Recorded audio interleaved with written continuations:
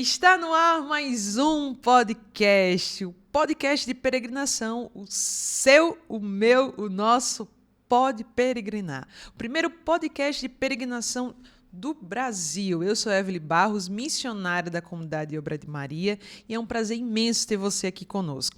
Gente, o tema de hoje está muito especial, porque eu vou receber o tema e vou receber também a presença de um irmão meu de comunidade, um sacerdote, que é a segunda vez, na verdade, que eu fui para a Terra Santa, ele foi o guia na Terra Santa. Eu estava já dizendo aqui para ele que foi ele o responsável de fazer o meu coração se apaixonar pela Terra Santa, porque a forma que ele trazia toda a espiritualidade fez a Terra Santa, de fato, marcar a minha vida. Eu vou receber no Pode Peregrinar dessa semana o Padre José Nils, que é sacerdote, missionário da comunidade Obra de Maria. Fica conosco, porque você já sabe, vai ser maravilhoso.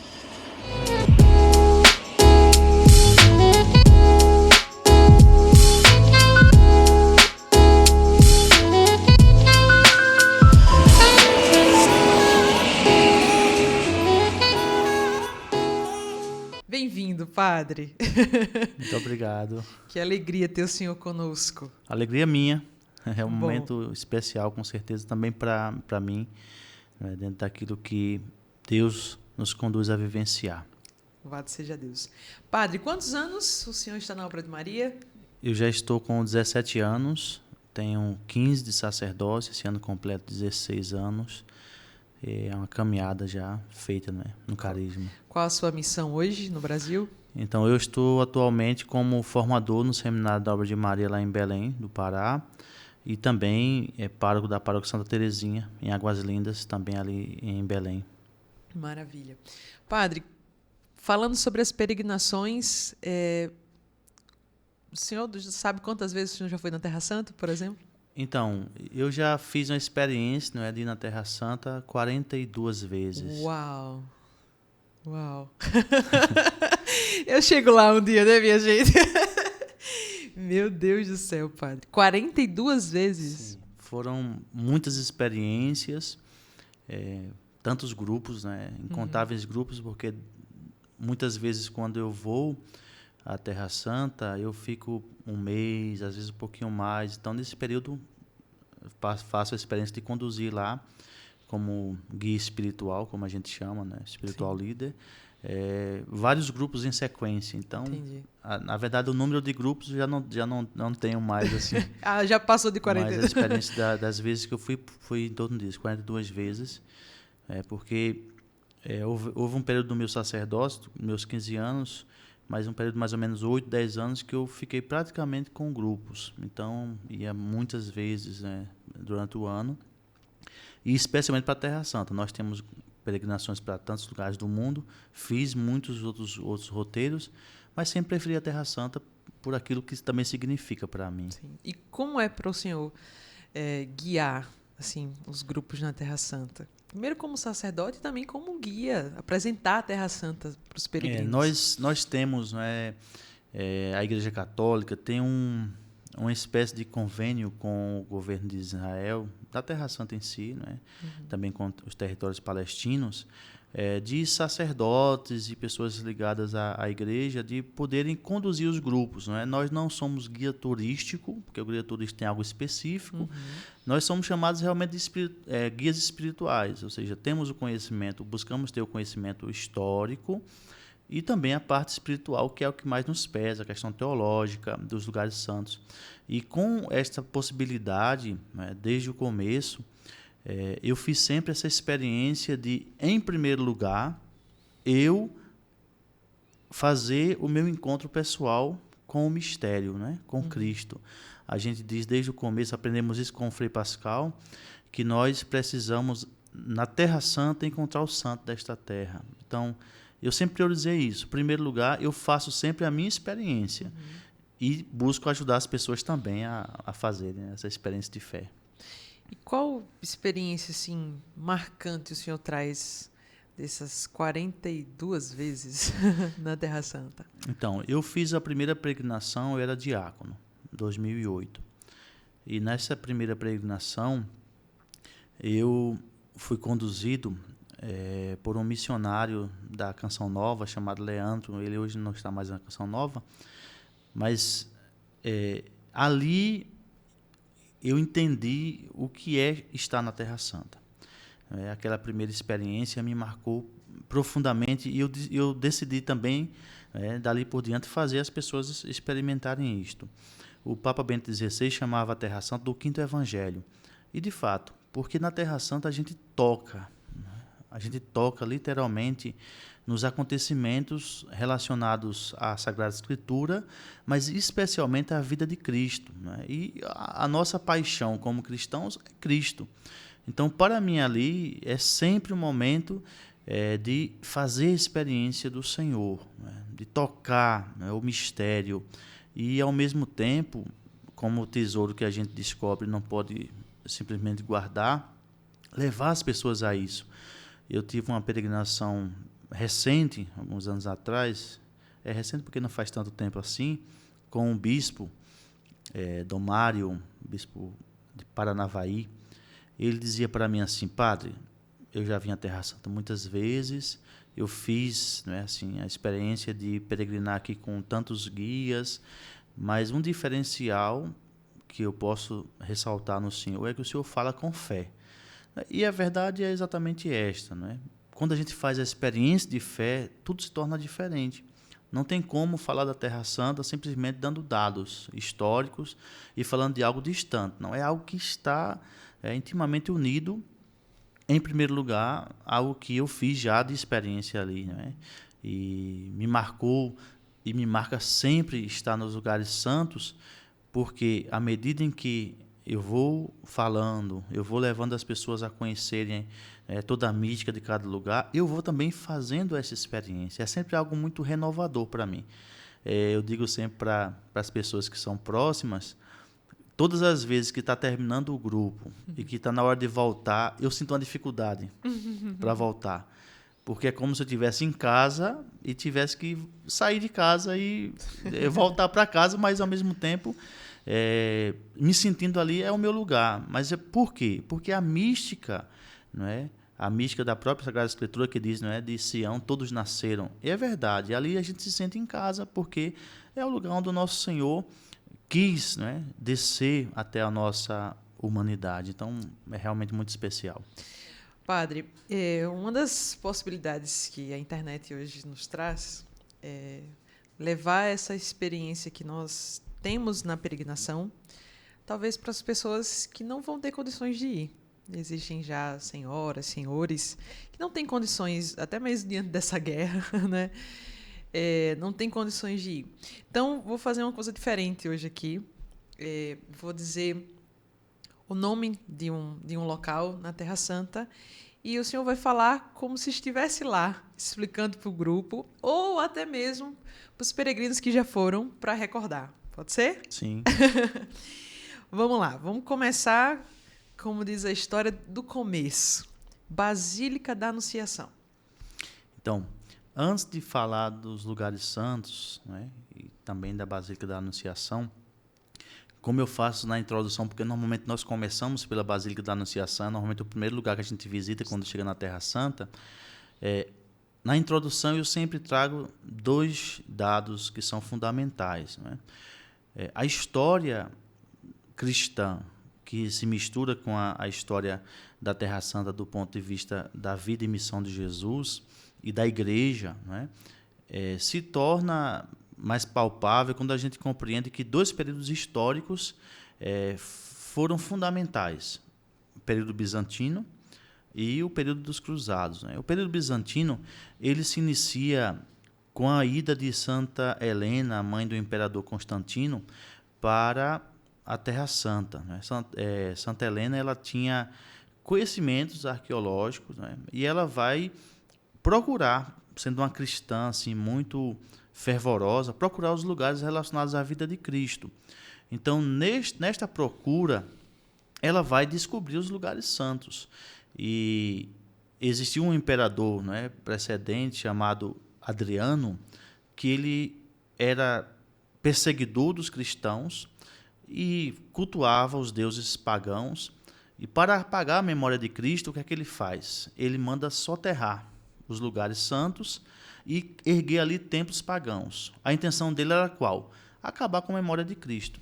Porém, ele não consegue isso, e além de não conseguir, ele nos ajuda a preservar os lugares santos. Por quê? Porque nós cristãos católicos, né, nós temos como base de fé a Sagrada Escritura, a Sagrada Tradição e o Sagrado Magistério. E a tradição não é outra coisa senão a vivência dos cristãos, a vivência de fé transmitida, né? Ou seja, aquele anúncio que um vai fazendo para o outro. Então, todo mundo sabia, ali, naquele lugar, foi o lugar onde Jesus nasceu, foi o lugar onde Jesus morreu. Ali a Virgem Maria recebeu o anúncio do anjo. Então, é claro, quando Santa Helena chega ali, ela vai procurar esses dados e ela descobre os lugares santos. A partir daí, se manda fazer as escavações, tirar aqueles entulhos que ali tinham dos lugares pagãos e começa a se erguer as basílicas. A Basílica da Anunciação é uma das primeiras.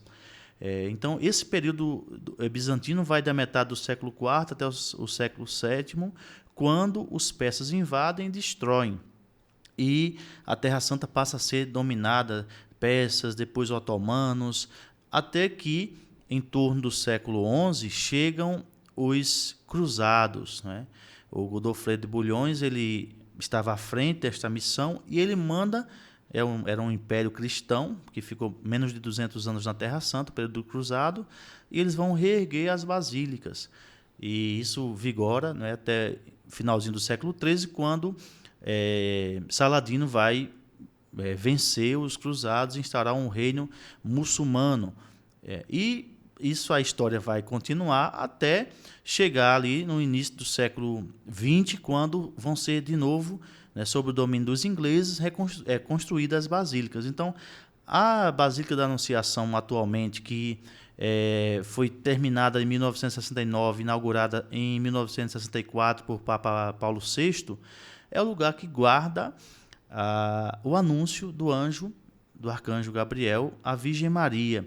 E este lugar é um lugar, para nós, assim, imensamente especial, porque ali, literalmente, né, o céu tocou a terra. Né? O anjo, ele é, nas palavras assim, bem próprias, traduzidas mesmo, né? Ele é o carteiro, o mensageiro, aquele que diz assim, olha, Deus está falando isso e isso.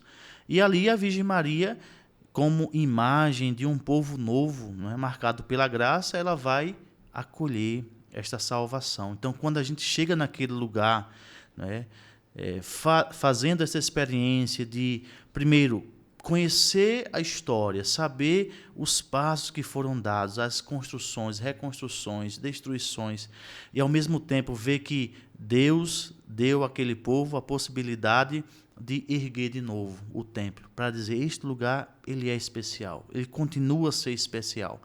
E ali nós temos, dentro atualmente das duas basílicas, né, a Basílica Inferior, que guarda a Gruta da Anunciação, e a parte superior, que é a Paróquia de Nazaré.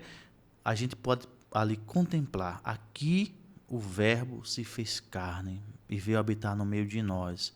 É uma obra arquitetônica bonita, né, que comunica bastante o que ali aconteceu, mas, ao mesmo tempo, é um lugar tão simples, né?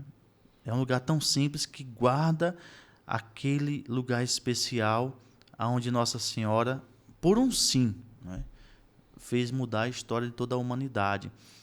Então, para quem nunca foi, ou quem já foi, quem não poderá ir à Terra Santa, pensar nisto, né, contemplar isso, mesmo à distância, mas a gente lê o Evangelho e vê que ele ali aconteceu, né, se torna totalmente diferente, porque a gente tira aquela visão da distância para dizer, nossa, é aqui, né? Eu estou tocando. Por isso que eu digo, ir à Terra Santa é tocar o mistério, né?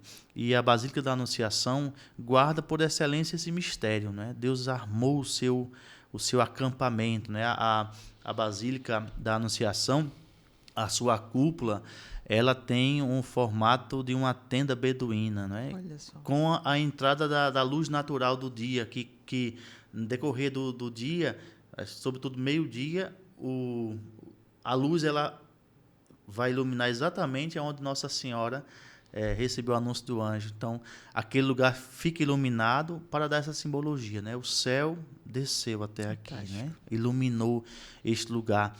E, ao mesmo tempo, a cúpula é como fosse um lírio de cabeça para baixo, né? Ou seja, porque ali nós encontramos a flor da Galileia, que é Nossa Senhora, né? O nome Nazaré, numa tradição bem antiga, significa exatamente isso, flor. Olha. Né? Então, Nazaré, desde os primeiros séculos, foi chamado de flor da Galileia. E uma coisa só para complementar com relação a Nazaré, é que Nazaré, no tempo da Sagrada Família, era uma vila, né? Um vilarejo. Chama-se cidade, mas é uma cidade que tinha em torno de 200, 250 pessoas. A primeira vez que Nazaré vai ser citado na Sagrada Escritura é exatamente no Evangelho. Lucas vai identificar, e eu gosto muito da citação do Evangelho de São Lucas, quando ele vai dizer, no 6º mês da gravidez de Isabel, o anjo Gabriel foi enviado por Deus a uma cidade da Galileia chamada Nazaré, a uma virgem prometida em casamento a um homem chamado José, e o nome da virgem era Maria. Então, Deus direcionou, né? Às vezes as pessoas falam, não, mas podia ser qualquer outra mulher, ou coisa... Não. O Evangelho deixa bem claro, né? Assim, há todo um itinerário para chegar exatamente ali. Num lugar pequeno, insignificante, não tinha importância nenhuma, os rabinos não buscavam aquele lugar como lugar sagrado, não tinha nenhum acontecimento bíblico antigo para dizer aqui aconteceu algo especial. Então, como diz o apóstolo São Paulo, na plenitude dos tempos, Deus enviou o seu filho, nascido de uma mulher. Não é? E essa mulher é a Virgem Maria. Então, além de toda a experiência de fé que nós podemos fazer, vislumbrando o projeto da salvação, mas especialmente é um santuário mariano, né, que nos leva a perceber isso. Né? Deus não errou, a rota do anjo não foi, chegou ali por acaso, não. Houve o desejo do Senhor para chegar naquele lugar, naquela jovenzinha que podia ter 12, 14 anos de idade e que, da maneira mais humilde possível, disse sim. E esse sim, ele é fantástico. Então, o Santuário da Anunciação, de fato, é realmente assim, é o princípio dessa experiência que se faz na Terra Santa a partir do sim de Nossa Senhora. Basílica da Natividade. Então, a Basílica da Natividade é uma das grandes basílicas que Santa Helena também mandou construir, né? E também havia ali este santuário pagão, né, ali feito. É uma basílica que, das da Terra Santa, é a única que, desde a primeira invasão, né, dos persas, ela não foi destruída até hoje. Passou por algumas reformas, mas ela tem em torno de 1.600 anos. É uma das basílicas, como eu falei, primeiras que Santa Helena manda construir, e ela marca o nascimento de Jesus. Né? Era um lugar, né, cheio de aquelas casas nas construções próprias do tempo, que eram grutas. Né? Eram normalmente casas realmente de pedras, cavadas na rocha, grutas. E ali existem várias grutas até hoje, onde nós podemos encontrar a Gruta de São José, onde ele recebeu o anúncio do anjo para poder fugir para o Egito.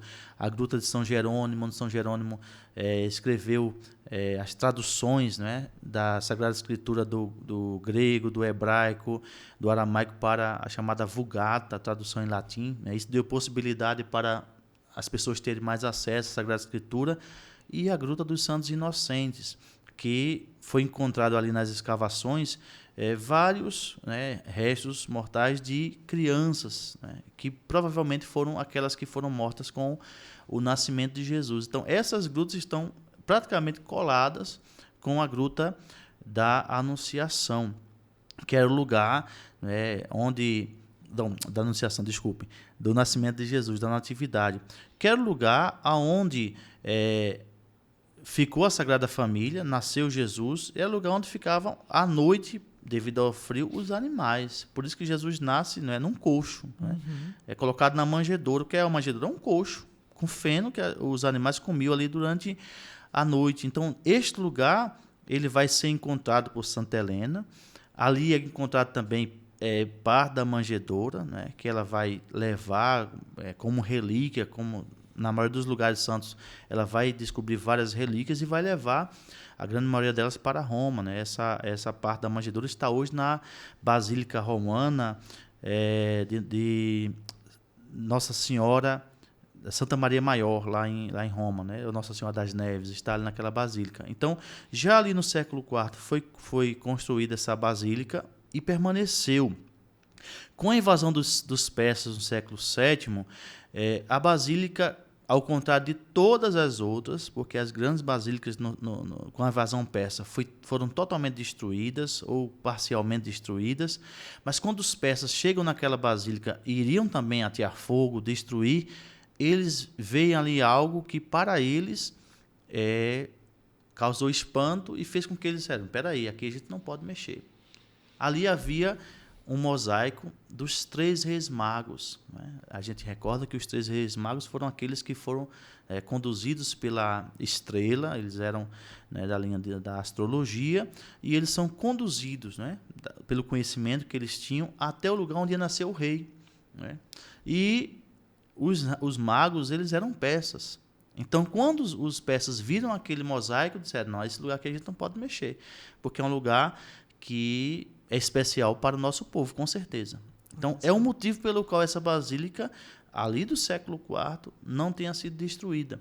E, mesmo com o domínio muçulmano, também não foi praticamente mexida. Houveram alguns danos que foram feitos no decorrer dos tempos, sobretudo na época que as pessoas se levantaram contra os ícones, então ali se fez alguns estragos, mas a basílica em si, a estrutura, ela é praticamente a mesma, né?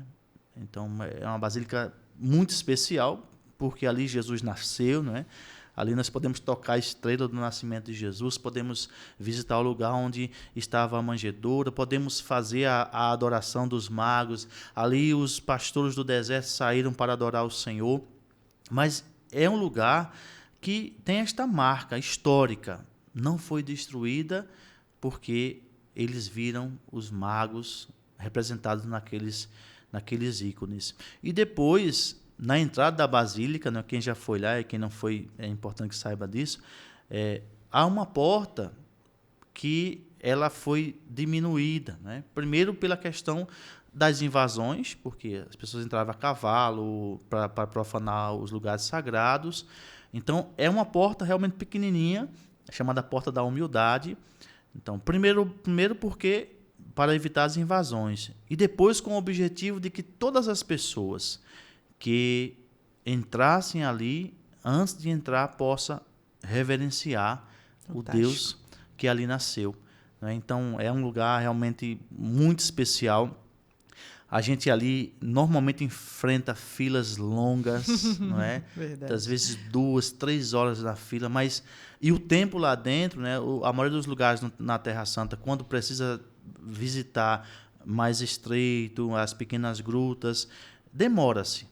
E as pessoas assim ficam naquela fila, nessa expectativa. Quando chega lá é tudo muito rápido, porque lá na Basílica da Natividade não é somente um rito cristão que administra, né? Porque no decorrer dos tempos, também isso aqui é um dado histórico muito importante, com a mudança de domínios na Terra Santa, os lugares cristãos, ora é administrado por um rito cristão, outra hora por outro. Então, atualmente, são 3 ritos que ali administram: os gregos ortodoxos, os armenos e os católicos, com a presença franciscana. E isso se deu, porque não pode-se mais nenhum rito ali entrar com a lei do status quo, ou seja, a lei que significa tudo fica como está. Na época do domínio dos ingleses, eles colocaram essa lei para que não ficasse essa mudança de rito, entrou um novo reino ou um novo governo, vou colocar o rito cristão que mais me agrada. Então, esses 3 ritos estão ali. E, normalmente, ele é administrado, a visita, por um dos ritos cristãos que não é o cristão católico. E é tudo muito rápido. Então, as pessoas têm que chegar, toca a estrela do nascimento, vai na manjedoura, já sobe, pela escada que tem contrária a que a gente entra. E o tempo é tão curto, mas ao mesmo tempo, não é? A intensidade de você tocar no lugar onde Jesus nasceu, tocar naquela estrela e dizer assim, nossa, eu vim até aqui. Né? Você escuta o evangelho, né? Jesus nasceu em Belém, mas quando você chega lá, é aqui, foi neste lugar. Então, mesmo que sejam segundos, mas quando você sai daquele lugar, quando eu reúno ali o grupo, dificilmente eu não vou ver pessoas se derramando em lágrimas, dizendo... Eu escuto muito isso. É lá e no Santo Sepulcro. São 2 lugares assim que eu sempre escuto depois que a gente faz a experiência de visitar. Padre, se eu morrer agora, não me falta mais nada. Nossa, isso é forte. Então, é realmente assim, para viver a Terra Santa, experimentar a Terra Santa, é tocar em algo que a gente não consegue explicar sem estar lá. Sem realmente chegar a essa contemplação. Então, a Basílica da Natividade é realmente um lugar assim imensamente especial. Não tem como esgotar o significado, né? Vale a pena cada momento que a gente espera, e porque ali é chegar ao lugar onde o Verbo se fez carne e veio habitar no meio de nós. Se lá na Anunciação o Verbo se encarnou na Virgem Maria, assumiu o nosso mandato, do céu desceu à terra, mas ali especialmente, né? A carne humana de Deus tocou aquela terra. Fantástico. Tocou aquele lugar. Fantástico. Gente, vocês já entenderam, né? Por que eu me apaixonei pela Terra Santa com esse conhecimento?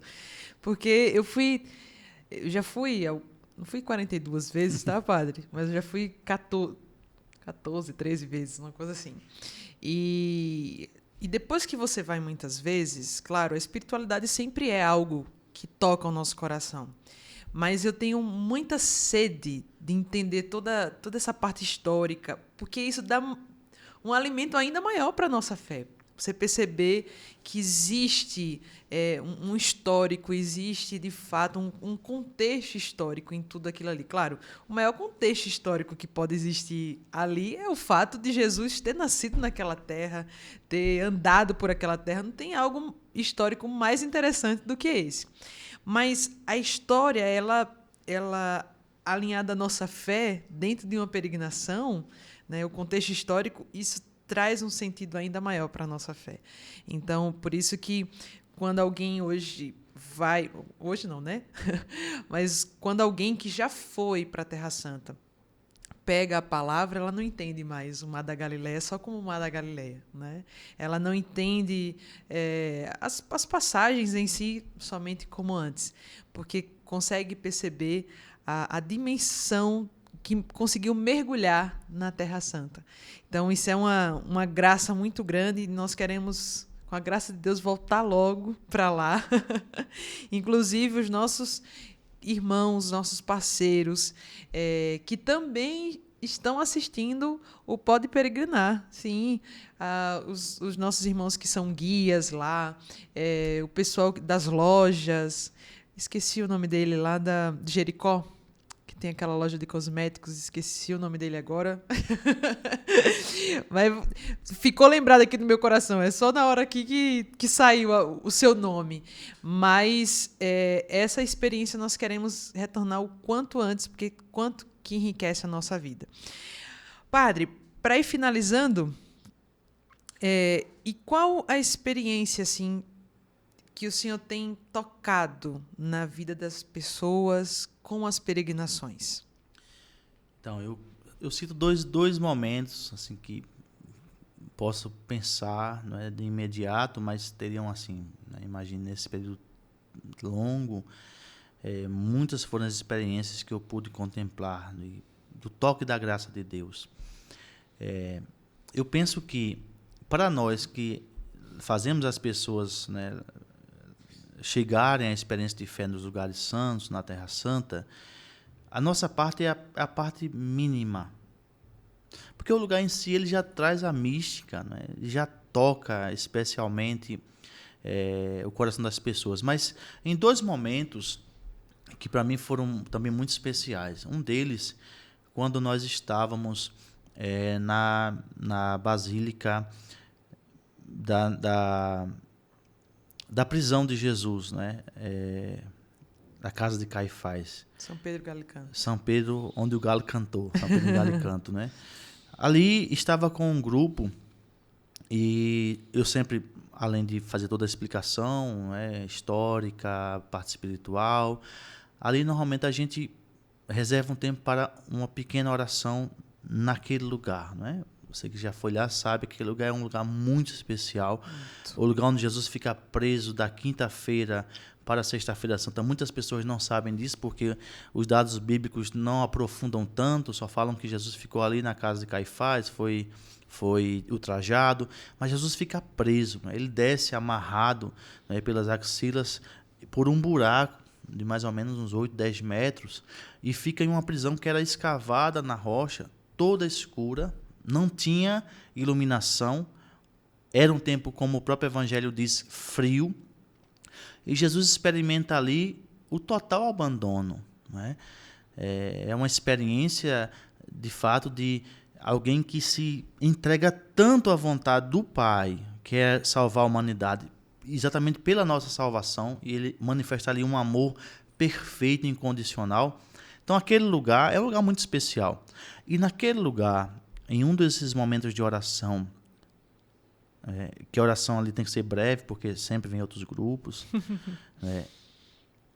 o meu grupo que estava ali comigo foi levado assim por uma unção tão especial, que o grupo todo foi muito impactado, mas especialmente uma pessoa que estava ali, uma senhora que estava ali, ela bradava em lágrimas, né? Ela gritava mesmo. E, como eu falei, a oração tem que ser rápida, não pode demorar, a gente não pode nem rezar tão alto às vezes, porque tem outros grupos. Então foi tudo muito rápido. Mas aquele choro, que foi um choro assim, muito espontâneo, outras pessoas também estavam chorando, é muito normal, mas ela chorava de uma maneira realmente muito forte. E depois que a gente passou por aquele momento, eu pude ter um contato com ela, e naquele lugar onde Jesus se sentiu totalmente abandonado, sentiu essa experiência, né? A gente reza lá o Salmo 87, que é um salmo onde Jesus vai, né, dizer: afastar-te de mim, meus parentes e amigos, né? Para eles tornei-me como um objeto de desprezo. O amigo em que mais confiava me abandonou, me calcou sobre os pés. Ou seja, é um salmo que retrata essa experiência total abandono de Cristo, e aquela mulher que tinha sido rejeitada desde o ventre materno, ela foi curada interiormente. Nossa. E ela fez a experiência de ser alcançada no ventre materno. Uma cura interior tão rápida, mas tão forte, que ela disse: olha, padre, minha vida agora mudou. Não tem como eu ser a mesma pessoa, porque eu vivi a amargura do abandono. E aqui eu senti que o abandono que o meu Senhor aqui passou curou o meu abandono. Nossa, que forte, padre. E uma outra experiência é um lugar que você deve recordar, né?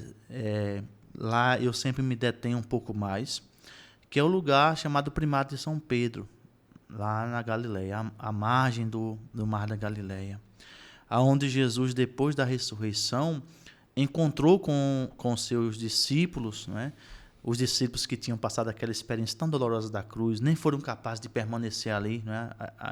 A exceção de São João, que estava ali sustentado na Virgem Maria, os outros foram embora, fugiram, né? Eles não aguentaram a cruz, porque a cruz era muito dolorosa. E Jesus, quando ressuscita, para poder trazer de volta, né, um gesto assim, belíssimo que Jesus faz, acho que um dos atos de misericórdia mais profundos que Jesus faz após a ressurreição é dizer aos discípulos: voltem para a Galileia, lá vocês vão me encontrar. Não é simplesmente fazer um percurso de 140 quilômetros, mais ou menos, que é o que eles fizeram, porque se a gente pegar os textos bíblicos, a gente vai ver que não tinha muita lógica. Jesus estava em Jerusalém, ele morreu em Jerusalém, depois ele subiu ao céu em Jerusalém, o Pentecoste aconteceu em Jerusalém, e Jesus manda os discípulos voltarem para a Galileia. Eles fizeram um caminho de volta e depois retornam para Jerusalém. Mas por que voltar para a Galileia? Porque lá foi onde tudo começou. Lá foi onde Pedro disse assim: ó, tu és o Messias. É naquela região que Pedro professa a fé, que ele fica apaixonado, que as pessoas ficam seguindo Jesus, que queriam elevá-lo a rei. Então, todo o desânimo, toda a desilusão, todo o sofrimento que eles passaram em Jerusalém, eles vão agora, chegando na Galileia, se deparar com a sua fraqueza na fé, e ali Jesus vai fazer a confirmação de Pedro, mas antes disso ele pede a Pedro o quê? A expressão do amor. Não é? As 3 perguntas, 3 negações em Jerusalém, na Galileia onde tudo começou, não é?